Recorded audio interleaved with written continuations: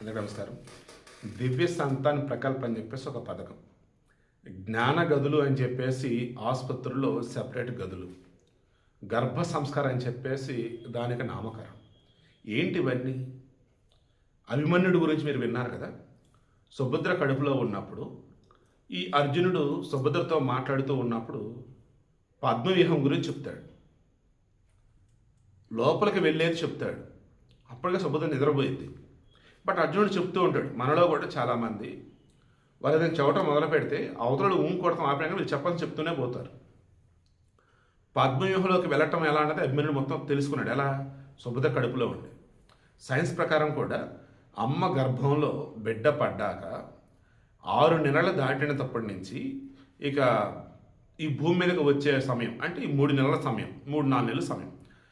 అమ్మ బాధపడితే వాడు బాధపడతాడు, అమ్మాయినా అబ్బాయినా ఎవరైనా. బిడ్డ అమ్మ సంతోషం వాళ్ళు సంతోషపడతారు. అందుకే ఆడపిల్ల ప్రెగ్నెంట్గా ఉన్నప్పుడు సంతోషం ఉంచాలని అంటూ ఉంటారు. మంచి మంచి పుస్తకాలు చదవాలి అంటారు, మంచి మంచి నచ్చిన పాటలు వినాలి, తెలుసుకోవాల్సింది తెలుసుకోవాలి. అంటే ఆల్వేస్ హ్యాపీగా ఉంచాలి, నచ్చిన ఫుడ్ తీసుకోవాలి, ఆరోగ్యంగా ఉండాలి, ప్రశాంతంగా ఉండాలి, ఇలా చూస్తారు. కారణం లోపల బిడ్డ మీద ఆ ఎఫెక్ట్ పడుతుంది. అభిమన్యుడు అన్నప్పుడు సుభద్రగా సంబంధించి అవి ప్రహ్లాదుడు ఓం నమో నారాయణాయ, నారాయణ మంత్రం, అష్టాక్షర మంత్రం. ఎలా? లీలావతి కడుపులో ఉన్నప్పుడు లీలావతికి మన నారదుడు మొత్తం చెప్తూ ఉంటే లైక్ అవన్నీ వింటాడు. అలా ఎన్నో గొప్ప గొప్పవన్నీ కూడా లీలావతి కడుపులో ఉన్నప్పుడు ఆ ప్రహ్లాదుడు వింటాడు. అలా మన పురాణ దశలు కూడా మొత్తం మీరు తిరిగేయండి. ఇక్కడ కూడా తల్లి గర్భంలో ఉన్నప్పుడే ఆ తల్లి చదివే మంచి మంచివి, ఆ తల్లి తినే తిండి, ఆ తల్లికి ఎవరైనా చెప్పిన మంచి మాటలు కడుపులో ఉన్న బిడ్డకు కూడా రీచ్ అయిపోతాయి. అంటే భవిష్యత్తు మీద పెట్టుబడి.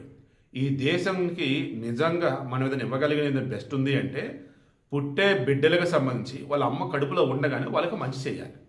దాని వాళ్ళు పుట్టినప్పటి నుంచి మంచిగానే ఉంటారు కదా. అలా జ్ఞాన గదులు, ఈ గర్భ సంస్కారం అని చెప్పేసి ఏదైతే ఉందో దానికి గాను ప్రెగ్నెంట్గా ఉన్నటువంటి ఆడవాళ్ళు వాళ్ళ భర్తను ఇద్దరు కూడా అక్కడ తీసుకొని వస్తే ఆసుపత్రి వాళ్ళు కౌన్సిలింగ్ ఇస్తారు. చక్కగా మంచి మంచి మాటలు చెప్తారు. ఏం తినాలి, ఏం తినొద్దు, ఏం చదవాలి, ఏం చదవద్దు, ఏం వినాలి, ఏం వినొద్దు, ఏం డిస్కస్ చేయాలి, ఏం డిస్కస్ చేయకూడదు, ఈచ్ అండ్ ఎవ్రీథింగ్ మొత్తం.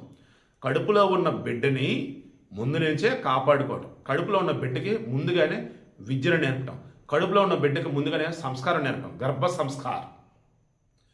దానివల్ల దివ్య సంతాన సంకల్పం. మధ్యప్రదేశ్ ముఖ్యమంత్రి మోహన్ యాదవ్ అద్భుతమైన అడుగు వేశాడు. ఇది నేను కోరుకున్న భారతదేశంలో గొప్ప మార్పు.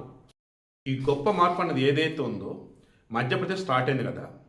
బీజేపీ పాలిత రాష్ట్రాలు, ఎన్డీఏ పాలిత రాష్ట్రాలని కాకుండా భారతదేశ వ్యాప్తంగా నుండి 28 రాష్ట్రాలు, కేంద్ర పాలిత ప్రాంతాలు అన్ని చోట్ల రావాలా వద్దా కింద కామెంట్లో తెలియచేయండి.